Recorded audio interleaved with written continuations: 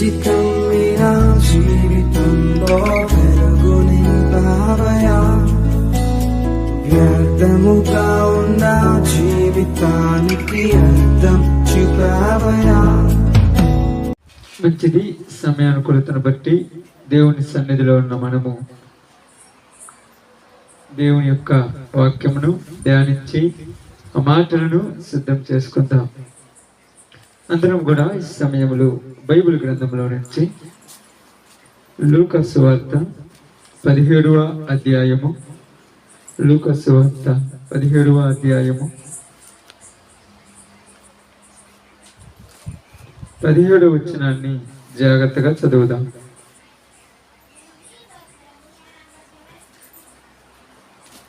అందుకు యేసు 10 మంది శుద్ధులైరు కారా, ఆ తొమ్మండుగురు ఎక్కడ? ఈ అన్నుడు తప్ప దేవునిని మహిమపరచుటకు తిరిగి వచ్చిన వాడెవడను అగపడలేదా అని చెప్పి, నీవు లేచి పొమ్ము, నీ విశ్వాసం నిన్ను స్వస్థపరచనని వానితో చెప్పెను. దేవుని వాక్య భాగం మన మధ్యలో ఆశీర్వదించును గాక. ఆమేన్. కూడి వచ్చిన అందరికీ ప్రభునామములు శుభములు వందనములు తెలియజేయుచున్నాము. దేవుని యొక్క మాటల్లో ఉన్నటువంటి కొంత సమయము, కొద్ది మాటలు జాగ్రత్తగా చాలా శ్రద్ధగా వినట కొరకు మనం ప్రయాసపడదాం. ఎందుకంటే ఇక్కడ రాయబడినటువంటి మాట చాలా ప్రాముఖ్యమైనటువంటి మాట. ఇక్కడ జరిగినటువంటి సంఘటన ఏంటంటే, యేసుక్రీస్తు వారు ఈ లోకములు సజీవుడిగా ఉన్నటువంటి దినములలో జరిగినటువంటి సంఘటన. 11వ వచనం నుంచి 19వ వచనం వరకు జరిగినటువంటి సంఘటనను మనం జాగ్రత్తగా గమనిద్దాం. యేసుక్రీస్తు వారు 11వ వచనాన్ని ఒకసారి చదువుకుందామమ్మా. చదవండి ఒకసారి. మరియు ఆయన ఏం చదువుతున్నారు? లూకా సువార్త 17వ అధ్యాయం 11వ వచనం. 17:1-7. ఆయన యెరూషలేమునకు ప్రయాణమైపోవచ్చు.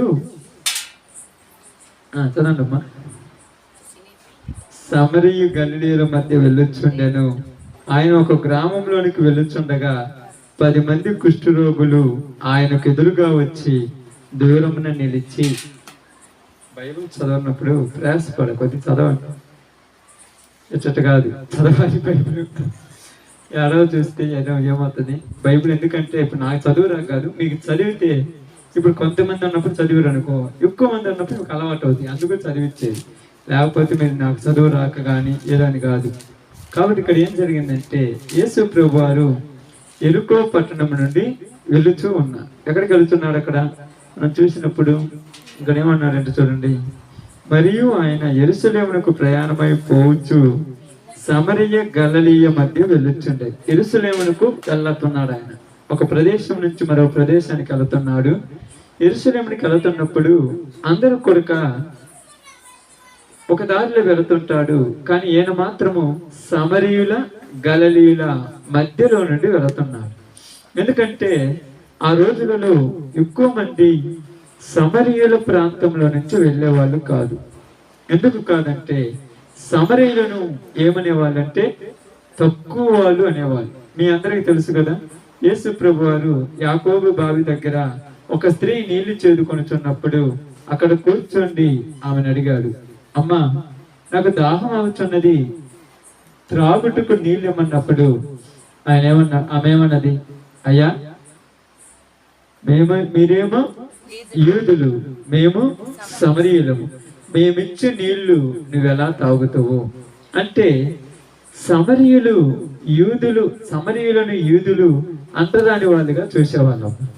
అంటరాని వాళ్ళుగా చూస్తున్నప్పుడు ఇక్కడ జరిగిన సంఘటన ఏంటంటే, ఎక్కువ మంది గలిలయ ప్రదేశంలో నుంచి వెళుతూ ఉంటారు, కానీ యేసు ప్రభు వారు మాత్రము సమరయ పట్టణం కానుంచి వెళుతూ ఉన్నారు. సమరయుల గలిలయ పట్టణంల మధ్య నుంచి వెళ్తున్నారు. సమరయంలో నుంచి ఎక్కువ మంది వెళ్ళడానికి ఇష్టపడరు. ఎందుకు ఇష్టపడరు అంటే, వాళ్ళ ప్రదేశంలో నుంచి వెళ్ళినా కూడా అది ఇబ్బందికరంగా ఉంటుంది వాళ్ళకు. అర్థమవుతుందా? కనీసం వాళ్ళ శాఖ తగిలిన, వాళ్ళ గాలి తగిలిన వీళ్ళు ఇంటికి పోయి ఏం చేసేవాళ్ళు? స్నానం చేసి ఇంట్లోకి వెళ్ళి భోజనం చేసేవాళ్ళు. కానీ వాళ్ళు ఆ దారిలో వెళ్ళిపోయినా కూడా వీళ్ళు ఏం చేసేవాళ్ళు? ఆ రోజులో ఉన్న పద్ధతులను బట్టి ఇంటి ముందు కల్లాపు చల్లేవాళ్ళు, లేదా నీళ్లు చల్లేవాళ్ళు, శుభ్రం చేసుకునేవాళ్ళు. ఎందుకంటే వాళ్ళు వెళ్ళారు అన్నట్టుగా.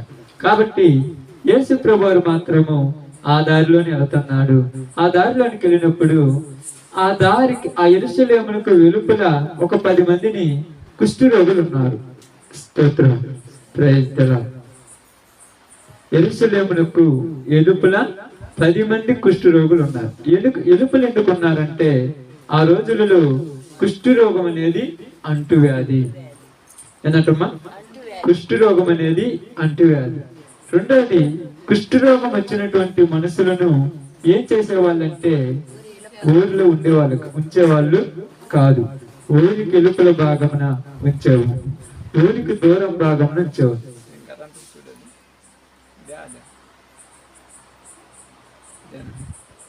స్తోత్రం.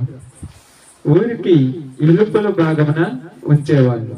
ఎందుకంటే వాళ్ళు అలా ఉంచితే ఏం చేయమన్నారంటే, మీరు ఒకసారి బైబిల్ గ్రంథంలో నుంచి ఒక విషయాన్ని మీరు గమనించి ఆలోచించినప్పుడు, ఒక విషయాన్ని జాగ్రత్తగా గ్రహించినప్పుడు ఇక్కడ జరుగుతున్నటువంటి ఒక సందర్భాన్ని మనం చూద్దాం.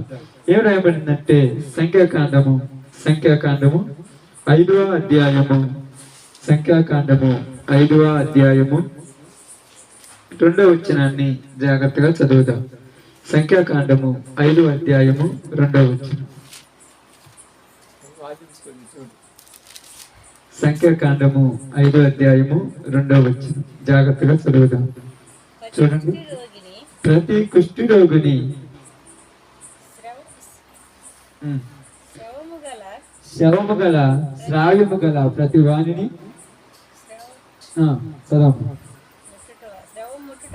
శవము ముట్టుట వలన అపవిత్రుడై ప్రతి వాణిని కాలములో నుండి వెలివేయవలనని ఇశ్రాయేలీయులకు ఆజ్ఞాపించుము. ఏమంటున్నారు? ప్రతి కుష్ఠరోగిని గాని, శవమును ముట్టినటువంటి ప్రతి వ్యక్తిని గాని ఏం చేయాలంట? పాలెములో నుంచి వెలివేయాలి. ఎందుకు వెలివేయాలంటున్నారు? పాలెములో నుంచి బాగా ఆలోచించండి. ఎందుకు వెలివేయాలంటున్నాడు? పాలెములో నుంచి వారు కుష్ఠరోగం వల్ల గాని, శవమును ముట్టడం వల్ల గాని అపవిత్రులు అయి ఉన్నారు కనుక వారిని ఏం చేయాలంట? పాలెంలో నుంచి వెలివేయాలి. ఏం చేయాలంటమ్మా? పాలెంలో నుంచి వెలివేయాలి.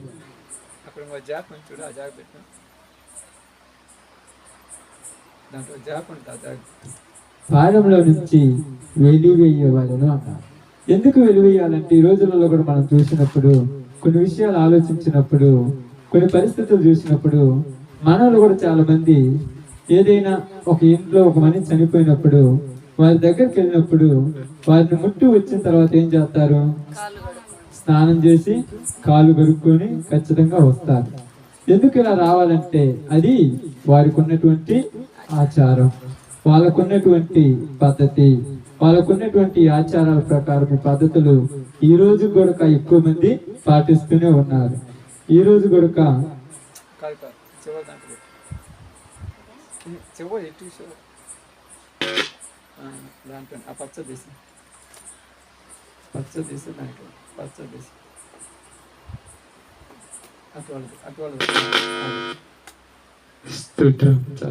కాబట్టి వారు ఆ రోజుల్లో ఉన్నటువంటి పద్ధతులు కూడా ఈ రోజుకి పాటిస్తూ ఉన్నారు. ఎందుకు అలా పాటిస్తూ ఉన్నారంటే, ఆ దినాలలో దేవుడు వాళ్ళకి ధర్మశాస్త్రంలో కొన్ని పద్ధతులు చెప్పాడు. ఏమని చెప్పాడంటే, అపవిత్రులు ఎవరు? అపవిత్రులు అంటే ఇలాంటి పనులు చేసిన వాళ్ళు అపవిత్రులు అన్నారు. కాబట్టి కుష్ఠరోగం ఎవరికైతే వస్తుందో ఆ కుష్ఠరోగం అనేది అంటువ్యాధి. అది ఎలాగ కుష్ఠరోగం అని నిర్ణయించబడుతుందంటే, ఒక మనిషికి ఒక పొడ వచ్చింది అనుకోండి, ఆ పొడను చెక్ చేయాలి, టెస్ట్ చేయాలి. అది ఒక పిన్నిస్తో కానీ లేకపోతే ఒక చూదుతో కానీ దాన్ని కుచ్చినప్పుడు అది చురక్కమని వచ్చింది అనుకోండి, కుష్ఠరోగం కాదు. అది ఏ నొప్పి లేదనుకోండి, అది కుష్ఠరోగం నిర్ణయించబడింది. యాజకుల దగ్గరికి వెళ్ళి యాజకులు దాన్ని పరీక్ష చేస్తారు. దాన్ని పరీక్ష చేసిన తర్వాత అది కుష్ఠరోగం అని నిర్ణయించబడింది అనుకోండి, అప్పుడు ఏం చేస్తారంటే ఆ యాజకులు ఆ పాలెంలో ఉన్న వాళ్ళందరినీ పిలిపించి వాళ్ళందరినీ ఏర్పరిచి సమాజంలో చెప్తారు, ఇదిగో ఈ మనుష్యుడు అపవిత్రుడు. ఎందుకు అపవిత్రుడు అయ్యాడంటే కుష్ఠరోగం రావటం వల్ల అపవిత్రుడు అయ్యాడు కాబట్టి ఈ మనుషుని ఊరిలో నుంచి వెలివేస్తున్నాము అని చెప్తారు. కాబట్టి ఎవరు కూడా అతనితో సంభాషణ చేయకూడదు, అతని దగ్గరికి వెళ్ళకూడదు, అతనితో మాట్లాడకూడదు, అతని శ్వాస ఎవరికి కూడా తగలకూడదు. అతని శ్వాస ఎవరికైనా తగిలిందనుకో, ఆ వ్యాధి మీకు వచ్చిందనుకో, మీరు మరలా ఈ ఊరిలోనికి వస్తే దానివల్ల మీకు ఆ రోగం వచ్చినప్పుడు మీరు వెలివేయబడతారు. కాబట్టి అతన్ని వెలివేస్తున్నామని నిర్ణయించి చెప్తారు. ఈ రోజులలో కొన్ని అంటువ్యాధులు వచ్చినప్పుడు వాళ్ళను కూడా మనం పక్కన పెడతాము. కొన్నిసార్లు మనం చూస్తుంటాం కదా, వాళ్ళు తినే పళ్ళెములు కానీ, వాళ్ళు తినేటువంటి ఆహారం కానీ, అది వాళ్ళు పడుకునేటువంటి మంచం కానీ, వాళ్ళు కప్పుకునేటువంటి వస్త్రాలు కానీ అన్ని సపరేట్ పెడతాం. ఎందుకు సపరేట్ అంటే తెలియకుండానే వాళ్ళని మనం ఏం చేశాం, వెలివేశాం. కాబట్టి ఇలా వేసినప్పుడు ఆ ఊర్లో ఎంతమంది కుష్ఠరోగులు ఉంటారమ్మా? 10 మంది. ఆ 10 మందిని ఊరి వెలుపలి పంపించారంట. మీరు ఊరిలో ఉండొద్దు, మీరు బయటికి వెళ్ళిపోమని ఊరి వెలుపలికి పంపించేశారు. ఇప్పుడు ఈ 10 మంది ఊరి వెలుపల ఉన్నారు. ఊరి వెలుపలికి వెళ్ళిన తర్వాత ఈ 10 మంది జీవితాలు ఎలా జీవిస్తున్నారంటే, ఒక మనిషి ఒక ఊరికి దూరం అయితే ఎంత బాధ ఉంటారమ్మా? ఏదో జీవనోపాధి కొరకు వెళితే అది వేరు, ఏదో పని బాటల కోసం వెళితే వేరు. ఊరే అతన్ని వెలివేసిందంటే ఎంత బాధ. అప్పుడు ఆ మనుషులు ఏమనుకుంటారు, ఈ రోగం మాకే రావాలా, ఈ బాధ మాకే రావాలా, ఇది మాకెందుకు వచ్చింది అని వాళ్ళని వాళ్ళే తిట్టుకుంటారు, వాళ్ళని వాళ్ళే ఇబ్బందులు పెట్టుకుంటారు. రెండోది, వీళ్ళు ఏమై ఉన్నారు? పాత నిబంధన ప్రకారం ఆ రోగం వచ్చింది కాబట్టి అపవిత్రులు. అపవిత్రులను ఎప్పుడు కూడా పవిత్రులతో కలిపి ఉంచకూడదు. ఇప్పుడు మిగతా వాళ్ళు కూడా అపవిత్రులు కదంటే, పాత నిబంధన ప్రకారము వ్యభిచారం చేసిన వాళ్ళనైనను, ఏదైనా తప్పులు చేసిన వాళ్ళైనను వాళ్ళ అపవిత్రులు నిర్ణయించబడితే వాళ్ళని ప్రత్యేకంగా పక్కకు నెట్టేస్తారు. ఎందుకు అంటే అది దేవుని ధర్మశాస్త్రం, దేవుని నీతి అలా ఉన్నది. ఆ నీతిని బట్టి వాళ్ళను పక్కన పెట్టేసే పద్ధతి అప్పుడు ఉన్నది. కానీ ఇది రోగం కాబట్టి ఈ రోగం మళ్ళా మనకు వస్తుంది కాబట్టి దీనిని సపరేట్ చేసేసారు. ఈ 10 మంది ఊరి వెలుపల బ్రతుకుతూ ఉన్నారు. అందరూ ఉన్న ఒంటరి వారు, అందరూ ఉన్న ఏకాకులు, అందరూ కలిసిమెలిసి బంధుత్వం ఉన్నారు, రక్త సంబంధాలు ఉన్నారు, తోబుట్టులు ఉన్నారు, భార్య బిడ్డలు ఉండొచ్చు, ఎంతమంది ఉన్నారు కానీ ఎవరు ఇలా పరుచుకోలేదు. ఇప్పుడు ఇలా పరిస్థితులు ఎలా ఉంటుంది చెప్పండి అమ్మా, ఎంత బాధ ఉంటుంది, ఎంత పరిస్థితులు ఉంటాయి. ఒక సమయంలో, ఎందుకంటే నేను చెప్తాను ఏంటంటే ఆ పరిస్థితి మనిషికి రాకూడదు, వచ్చిందనుకో అది భరించడం కంటే చచ్చిపోవటమే మంచిది. ఎందుకంటే అనుభవించిన వాళ్ళు తెలుసు. కరోనా టైంలో జరిగినాయి కదా కయ్యన్ని. కరోనా టైంలో జరిగినప్పుడు దగ్గరకు రాల మనుషులు. ఎందుకు దగ్గరకు రాలేదంటే అది ఏమన్నా కరోనానేమో, అది వచ్చి మాకు కూడా వస్తుందేమో, మాకు వస్తే ఇబ్బంది లేదు, మా ద్వారా మా పిల్లలకు మా కుటుంబానికి అందరికి వస్తే అందరూ బాగా బాధలు పడతారేమని దగ్గరకు రాలేదు. అది నిజం జరిగిన సంఘటన. ఈ 2020లో మనకు నిజంగా అర్థం కావటానికి దేవుడే చూపించుంటాడు. ఎవరు దగ్గరికి రానిలా, అందరూ దూరం పెట్టేశారు. కాబట్టి ఇప్పుడు ఈ 10 మంది కుష్ఠరోగులు ఊరికెలుపల బ్రతుకుతున్నారు. అప్పుడు ఆ ప్రాంతంలో ఎవరు కూడా వచ్చేవాళ్ళు కాదు. ఎందుకు రారు? అక్కడ వాళ్ళు ఉన్నారు, మనం ఏ దారిలో కాదు ఇంకొక దారిలో వెళ్ళిపోదాం. అక్కడ వాళ్ళు ఉన్నారు. కొన్నిసార్లు మీకు తెలిసే తెలియదు, కొన్ని గృహాలు ఉంటాయి కొన్ని ఊర్లలో. ఆ గృహాలు ఉన్న ప్రదేశం వైపు కొంతమంది వెళ్ళరు. అది ఎలాంటి గృహాలు అంటే, పాత నిబంధనలో మీరు చూసినప్పుడు యెహోషువ కాలంలో కొంతమంది వేగులు వారు ఊరి వెలుపల ఒక ఇల్లు ఉన్నది. ఎవరి ఇల్లు అది? బాగా అర్థం చేసుకోండి. ఊరి వెలుపల ఒక ఇల్లు ఉన్నది. ఎవరి ఇల్లమ్మా? వేగులు వారి ఇల్లు ఒక ఇంట్లో ఉన్నారు యెహోషువ కాలంలో. ఎవరి ఇల్లు చెప్పండి, ఎట్లా తలుపుతుంటారు? గుర్తుంది ఎవరికన్నా? ఏం చేస్తుంటామా? వేశ్య, రాహాబు అని వేశ్య. ఎందుకు ఆమెను పక్కన పెట్టారంటే వాళ్ళు సపరేట్. ఆ దారిలోకి మంచి వాళ్ళు వెళ్ళరు. వెళ్ళిండ్రు అనుకో వీళ్ళని కూడా వాళ్ళు పాడు చేస్తారు. అర్థమవుతుంది? అర్థం చేసుకోవడానికి బాగా. ఊరి వెలుపలే ఎందుకు ఉంచారంటే వాళ్ళ ప్రదేశమును, ఊరి వెలుపల ఉన్నటువంటి ఆ పరిస్థితిని బట్టి ఎందుకు చేశారంటే వాళ్ళు అపవిత్రులు. యూదా, ఆది కాండంలో కూడా యూదా ఉన్నాడు. యూదా ఒక ప్రాంతంలోనికి వెళ్ళినప్పుడు అక్కడ ఒక ప్రదేశం ఉంది, అక్కడ కూడా ఊరి వెలుపల. అన్ని దిక్కులు ఊరి వెలుపలే ఉంటారు వీళ్ళు, ఊరిలో ఉంచగలరు. ఎందుకంటే వీళ్ళు పవిత్రులు కాదు, వీళ్ళు అపవిత్రులు. కాబట్టి ఇప్పుడు ఈ 10 మంది కూడా ఊరి వెలుపల నివాసం చేస్తున్నారు, ఊరి వెలుపల జీవనం చేస్తున్నారు, ఊరి వెలుపల జీవనం సాగిస్తూ ఉన్నారు 10 మంది. ఇప్పుడు వీళ్ళ పరిస్థితి ఎలా జరిగిందంటే, యేసు ప్రభు వారు ఆ దారిలో వెళుతున్నారు. చాలా మంది వద్దని ఉండొచ్చు. వద్దంటారు, ఎలా అంటారమ్మా? వద్దంటుంటారు. ఎందుకు వద్దంటారు చెప్పండి? ఇంకా ఎందుకు వద్దంటారు చెప్పండి, మీకు తెలిస్తే. అక్కడ అపవిత్రులు ఉన్నారు, ఆ దారిలో మీరు వెళ్ళొద్దు. ఎందుకంటే ఎగ్జాంపుల్గా 2020 సంవత్సరం కాలంలో అక్కకు బాగాలేదు, నిర్మల అక్క గారికి. అదే మీకు చాలా మంది తెలుసో తెలియదు. అక్క బాగాలేకపోతే అక్కే భయపడింది. మేము భయపడలేదు కానీ అక్క భయపడి మాకు ఫోన్లు చేసి ఏమందంటే, మా దగ్గర వద్దే రావద్దు అంటుంది. ఆ పరిస్థితిలో రావద్దే, అవసరం లేదు, ఇబ్బంది ఏం లేదు, నువ్వు రావాల్సిన పని లేదు, మాకు బాగున్నట్టుంది, గొంతులో దగ్గుతుంది, జలుబు చేసింది, గొంతు నొప్పి లేస్తుంది, అన్ని సిమ్టమ్స్ ఆ రోజులో ఉన్నటువంటి గుర్తులాగే ఉన్నాయి. మరి ఏం చేయాలో అర్థం కాలేదు. ఫోన్ చేసి బాగలేదని చెప్పింది కానీ రావద్దు అంటుంది. వద్దులే, ఏం కాదు, తగ్గిపోద్దులే, ఊరి నీళ్ళు చేసుకుంటాను అయ్యి అని. తప్పకుండా నేను తమ్ముడు పాలరాజు ఇద్దరం కూడా వచ్చేసి ఇక్కడ నుంచి బండి మీద ఎక్కించుకోకపోతే అక్క మాకు దూరంగానే ఉంటుంది పాపం. నిజంగా అక్క పరిస్థితి మేము ఆ రోజు చూసినప్పుడు చాలా గమనించుంటాము. మాకు దూరంగా ఉంటుంది. ఎందుకు అక్క అంటే, ఏం కాదులే అంటుంది. తర్వాత అక్కడ తీసుకెళ్ళి అక్కడ బ్లడ్ టెస్ట్ చేపిస్తే అన్ని చేపించిన తర్వాత అంతా మామూలే ఉంది. అంటే ధైర్యం చేయగలిగింది ఏంటంటే దేవుడి బిడ్డలం కాబట్టి ధైర్యం చేశాం, లేకపోతే ఊరికి కూడా చేయలేము. నేను కూడా చెప్తున్నాను, చాలా మంది దగ్గరికి ఆ టైంలో వెళ్ళాము, కరోనా వాళ్ళ దగ్గరికి వెళ్ళాము, వాళ్ళని దర్శించాము, వాళ్ళకి ఎన్నెన్నో సహాయం చేశాము, మా చేతలేని వాళ్ళ దగ్గరికి చేసి వచ్చాము. చుట్టుపక్కల ప్రాంతాలకు చాలా మంది దగ్గరికి వెళ్ళాము. ఎవరు వెళ్తున్నా కూడా వెళ్ళి వచ్చినప్పుడల్లా ఇంట్లో వాళ్ళు ఎక్కడి నుంచి వస్తున్నారని నేను చూస్తుంటాను. ఎందుకంటే ఎవరు బయటకు వెళ్ళరు ఆ రోజులలో. కనీసం బయట ఒక అడుగు పెట్టే రోజులు కాదు. 9 నుంచి సాయంత్రం దాకా ఇంట్లోనే ఉండాలి. అక్కడక్కడ తిరిగి వస్తూ ఉన్నట్టే కుదరదు. అక్కడ రిమ్స్ హాస్పిటల్లో కరోనా ఉన్న వార్డులోకి వెళ్ళి వాళ్ళందరికీ కొంతమంది కాయలు పంచి, కొంతమంది ప్రార్థన చేసి, కొన్ని చోట్ల తిరిగి వచ్చినప్పటికీ ఒకటే ధైర్యం ఏంటంటే, విశ్వాసము వల్ల జీవించాలి. మనం దేవుని మీద నమ్మకంతో జీవించాలి. వాళ్ళందరూ బాధల్లో ఇబ్బందులు ఉన్నారు. అలాంటి వాళ్ళని మనం ఆదరించకపోతే ఎవరు ఆదరించాలి? ఇప్పుడు యేసు ప్రభు ఆ ప్రాంతంలో వెళ్తుంటే అందరూ వద్దన్నారు, వెళ్ళొద్దు, అక్కడికి వెళ్ళొద్దు మీరు అంటే వెళితే వాళ్ళందరూ అక్కడ కుష్ఠరోగులు ఉన్నారంటే ఓకేలు అన్నారు.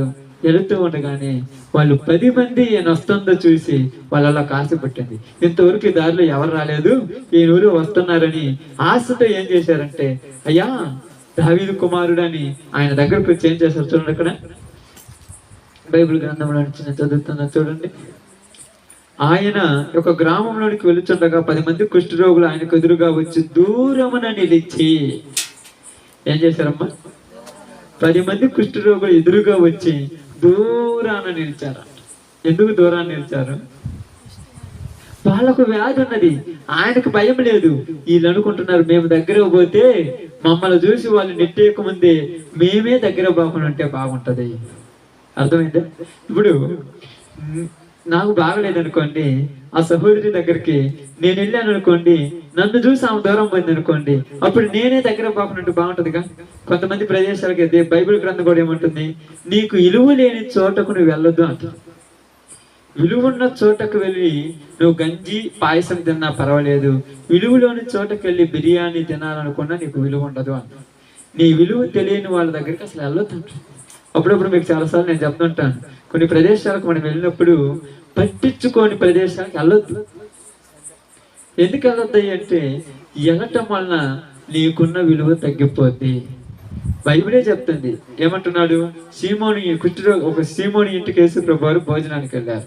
భోజనానికి వెళ్ళినప్పుడు ఆయన పిలిచాడు కానీ ఎసలగొన్నానని చెప్పాను మీకు వాక్యం. పిలిచారు కానీ ఆయన వెళ్ళి లోపల కూర్చున్నాడు. కనీసం నీళ్ళు ఇవ్వలేదు, తనకు తలంటుకోవడానికి స్నానం చేయడానికి నీళ్ళు ఇవ్వలేదు, తన కాళ్ళు కొడుకోవడానికి ఏం చేయలేదు, తన తలకు నూనె పెట్టలేదు, తనను ముద్దు పెట్టుకోలేదు. మరి పిలిచాడు, గౌరవ మర్యాదలు లేనప్పుడు ఎందుకు వచ్చాను నేను అనుకున్నాడు. అక్కడికి ఒక పాపాత్మురాలైన స్త్రీ వచ్చి ఆ పరిచర్యలన్నీ ఆయన చేసింది. ఇప్పుడు ఈయన కంటే ఏమే గొప్పదిగా కనబడుతుంది. అందుకని మీకు చాలాసార్లు చెప్తాను. ఎందుకు చెప్తున్నానంటే బైబిల్ గ్రంథం ప్రకారం మీకు ఇలువ లేని వారి చుట్టూ పొదుగుకు తిరగద్దు. వాళ్ళు దేవుని సేవకులైన ఊరేని పర్లేదు. ఇప్పుడు నేను అనుకోండి, నన్ను వందనాలని చెప్పారనుకోండి, ఓకే వందనాలంటే పర్లేదు. పొదుగుకొని మీరు చుడిగారు అనుకోండి, అలసైపోతారు. అర్థమవుతుందా? అలసైపోతారు. మీరు కొరక మీరు దైవజనులు కొరక పట్టించుకునే ప్రదేశాలకు వెళ్ళకూడదు. బతుకుకు వెళ్ళారనుకోండి ఏమాత్రం అలసైపోతారు. రెండోది వాళ్ళు చెప్పేది వినరు. వాళ్ళతో మనకేం పనిలే, వీళ్ళేందో ఓరకొరకు వస్తున్నారు, దేనికోసం వస్తున్నారు. అందుకని ఎక్కడ విలువ ఉండాలో అక్కడే విలువ ఉండాలి, ఎక్కడ విలువ లేకుండా ఉండాలో అక్కడ ఉండాలి. ఇప్పుడు ఈ కుష్ఠరోగులు ఏమని ఆలోచించారంటే, మేము దగ్గర పోయి ఆయన చేత ఎన్నుకుపోమని చెప్పుకోవాలంటే మేమే పోకుండా ఉంటే మంచిది. అర్థమైంది కదా? ఒకవేళ మేమే దగ్గర పోయినాడు కానీ అయ్యా కొద్ది దూరం ఉండమంటే మనకు బాగుంటుంది. ఇప్పుడు ఎక్కడికైనా పోయినప్పుడు చూస్తున్నారు చూడండి, కొన్ని విషయాలలో యేసుప్రభు చెప్పారు, మీరు ఏదైనా వెళ్ళినప్పుడు ముందు వరుసలో కూర్చోవద్దు. ఎందుకంటే ఎవరైనా వచ్చినప్పుడు మిమ్మల్ని ఏమన్నప్పుడు మీకు విలువ తగ్గుద్ది. అదే మీరు వెనక్కి కూర్చున్నప్పుడు వాళ్ళే పిలిచి ముందు కూర్చోబెడితే అప్పుడు మీకు ఘనతగా ఉంటుందని చెప్తారు. కాబట్టి ఇక్కడ వీళ్ళు దూరాన్ని నిలిచారంటే వీళ్ళు జ్ఞానం కలిగిన వాళ్ళు. వెంటనే యేసుప్రభు వారిని ఎదురుగా దూరం నిలిచి, అయ్యా మమ్మల్ని కరుణించమనగానే యేసుప్రభు వారు వాళ్ళ మీద కనికరం చూపించి వాళ్ళ మీద దయ చూపించి, మీరు వెళ్ళి మీ శరీరములను యాజకులకు చూపించండి అన్నాడు. మీరు వెళ్ళి మీ శరీరాలను యాజకులకు చూపించండి అన్నప్పుడు వాళ్ళు దూరం మార్గ మధ్యంలో నడిచి వెళుతూ ఉన్నారు. ఇప్పుడు ఎక్కడికి వెళ్ళాలి వీళ్ళు? ఎక్కడికి వెళ్ళాలమ్మా? యాజకుల దగ్గరికి వెళ్ళాలి. యాజకుడు ఎక్కడ ఉంటాడు? ఊర్లో ఉంటారు. ఇప్పుడు వీళ్ళు కుష్ఠరోగం లేని వాళ్ళ? కుష్ఠరోగులు ఉన్న వాళ్ళు ఊర్లో పోవచ్చా? పోతే ఏం చేస్తారు? వెలివేస్తారు. ఆల్రెడీ వెలివేసిన తర్వాత ఇప్పుడు యేసుప్రభు ఏమన్నారు? మీరు వెళ్ళి సాక్షాత్తమై మీ శరీరముని యాజకుని చూసుకోమన్నారు. ఇప్పుడు వెంటనే వీళ్ళు ఏమని సమాధానం చెబుతారు?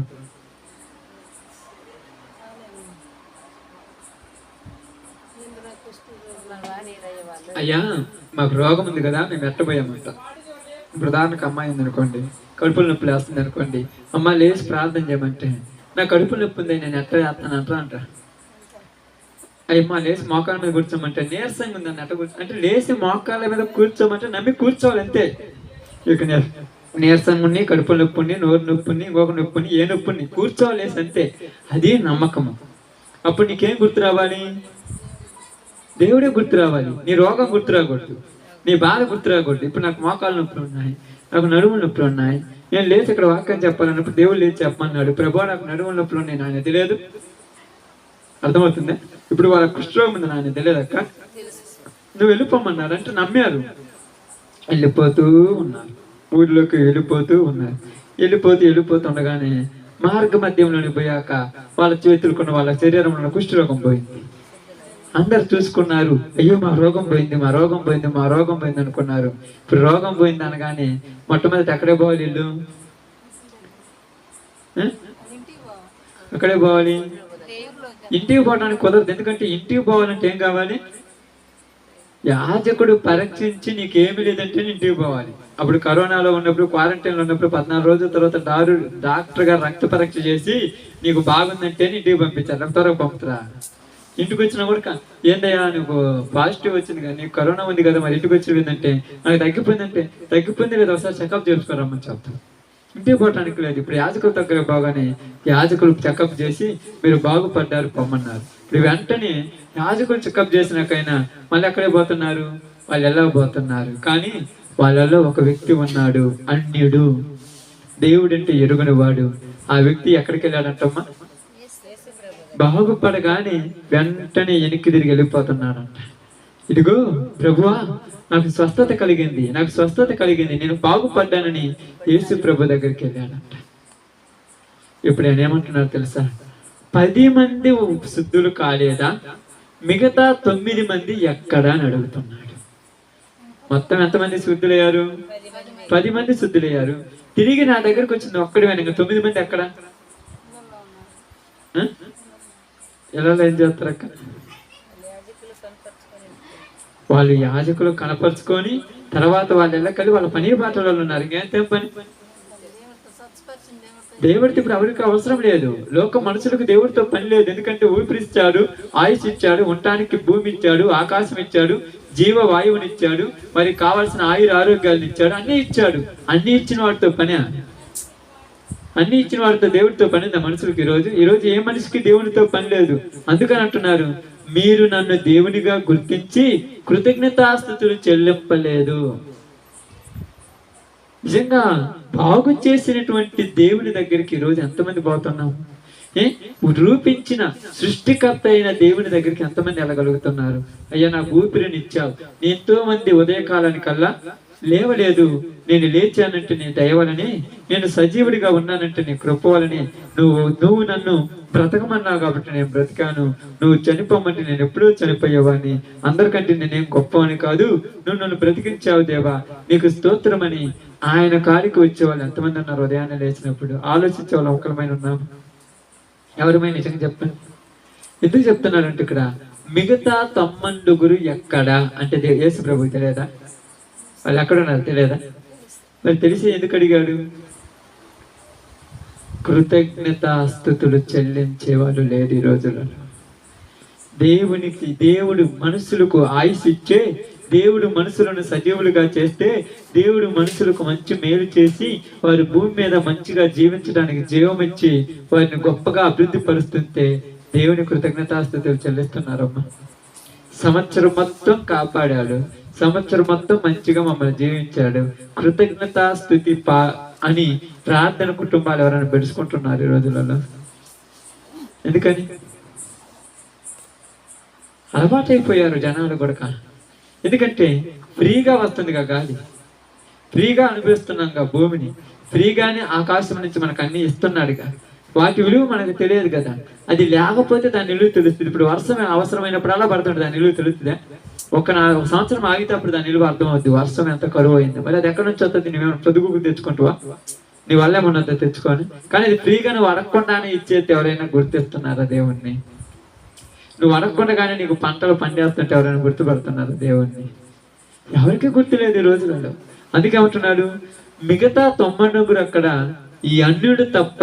చదవండి అమ్మ మాట, చివరి మాట ప్రార్థన చేస్తాను. చివరి మాట చదవండి ఒకసారి.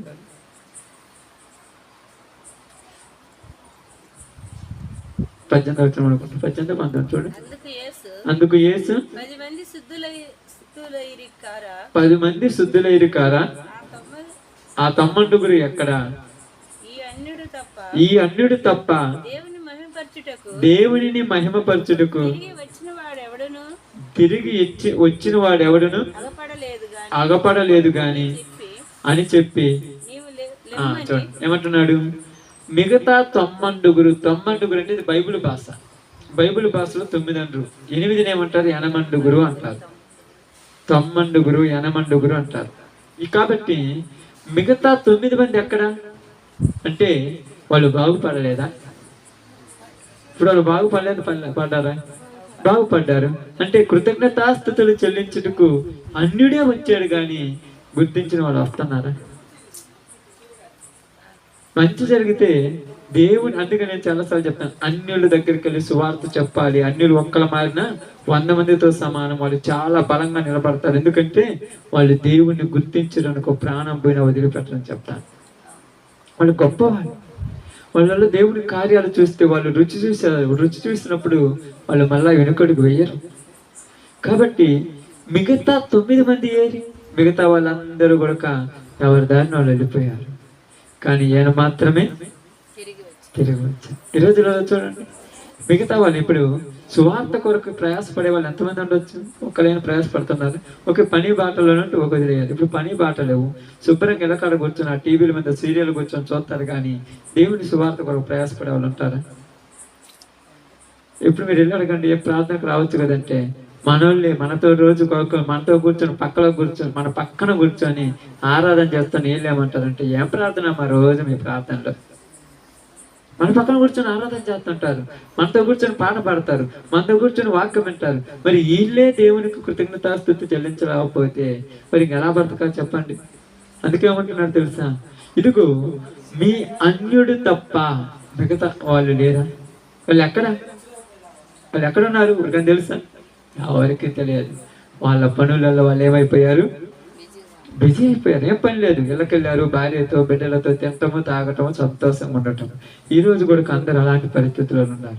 కాబట్టి ఇక్కడ మీ అందరికీ తెలియజేస్తున్న ఒక మాట ఏంటంటే, దేవుడు ఇచ్చిన దాన్ని అనుభవిస్తున్నారు కానీ దేవుడిని కృతజ్ఞతాస్తుతులు చెల్లించట్లా జనములు. అందుకే దేవుడు ప్రతి ఒక్కరిని లెక్క అడుగుతున్నాడు. నేను ఇన్ని సంవత్సరాలు ఆయుష్ ఇచ్చాను, ఏ రోగం వచ్చినా, ఏ బాధ వచ్చినా, ఏ సమస్య వచ్చినా, ఏ కష్టం వచ్చినా నిన్ను కాపాడి బయటికి తీసుకొస్తున్నాను, నీకు విడుదల కలిగి చేస్తున్నాను. మరి నువ్వెందుకు నన్ను గుర్తించడం లేదు? నువ్వెందుకు నా దగ్గరికి రావటం లేదు? ఈరోజు ప్రతి మనుషుని అడుగుతున్నాను. సర్వలోకంలో ఉన్న సకల ప్రజలను ఆయన సృష్టించి వారు ఒకవేళ దేవుణ్ణి తడువులాడి కనుగొందిరేమని ప్రతి వానికి ఏమి నిర్ణయించారంట? నిర్ణయ కాలములను, వారి నివాస స్థలం యొక్క పొలిమేరలను మనిషికి ఆయుష్ ఇచ్చినంత కాలం ఎదురు చూస్తున్నాడు. నా దగ్గరకు వస్తారేమో, నా దగ్గరకు వస్తారేమో, నా దగ్గరకు వస్తారేమో అని. కానీ వచ్చే వాళ్ళు ఉన్నారా? మరి ఎవరిని అడుగుతున్నాడు? వచ్చిన వాళ్ళని అడుగుతున్నారు. వాళ్ళు ఎక్కడ? వచ్చిన వాళ్ళని అడుగుతున్నారు. వాళ్ళు ఎక్కడ? ఎందుకు అడుగుతున్నాడు వచ్చినోడిని? రేపు నువ్వు సాక్ష్యం చెప్పాలి వాళ్ళ మీద. రేపు నువ్వు చెప్పాలి, నువ్వు తెలియాలి. నేను కూడా నీలోనే ఉన్నవాడిని కదా. ఏమంటున్నాడు? ఏలియా కూడా మనలాంటి వాడే కదా. నీకున్నట్టుగా వాళ్ళకి సమస్యలు ఉన్నాయి కదా, వాళ్ళకున్నట్టుగానే నీకు ఇబ్బందులు ఉన్నాయి కదా, వాళ్ళలాంటి శరీరమే కదా. ఈ రోజు నువ్వు కృతజ్ఞత చెల్లించావు, వాళ్ళు ఎందుకు చెల్లించలేకపోయారు అంటే వాళ్ళకి ఏమి లేదు. ఏం లేదక్క? విశ్వాసం లేదు, నమ్మకం లేదు. ఎందుకు నమ్మకం లేదంటే యేసయ్య చెప్పాడు మేము బాగుపడ్డామనే నమ్మకం లేదు. కాబట్టి ఆ నమ్మకం ఎవరికైతే ఉంటుందో వాళ్ళు గొప్పగా అభివృద్ధి చెందుతారు. కాబట్టి ఈరోజు మనందరికి చెప్పిన ఒక చిన్న మాట ఏంటంటే, దేవుడు మనందరినీ సృష్టించాడు. అందరూ ఆయన తెలుసుకొని ఆయన దగ్గరికి రావాలని ఆయన ఎదురు చూస్తున్నాడు. ఆయన దగ్గరకు వచ్చిన వాళ్ళను ఆయన ఏం చేస్తాడంట? గొప్పగా అభివృద్ధి పరుస్తాడు, నిశ్చలమైన పరలోక రాజ్యంలో నిలబెట్టుకుంటాడు. అలాంటి కృప దేవుడి కుటుంబానికి కూడా మనకు అనుగ్రహించును గాక.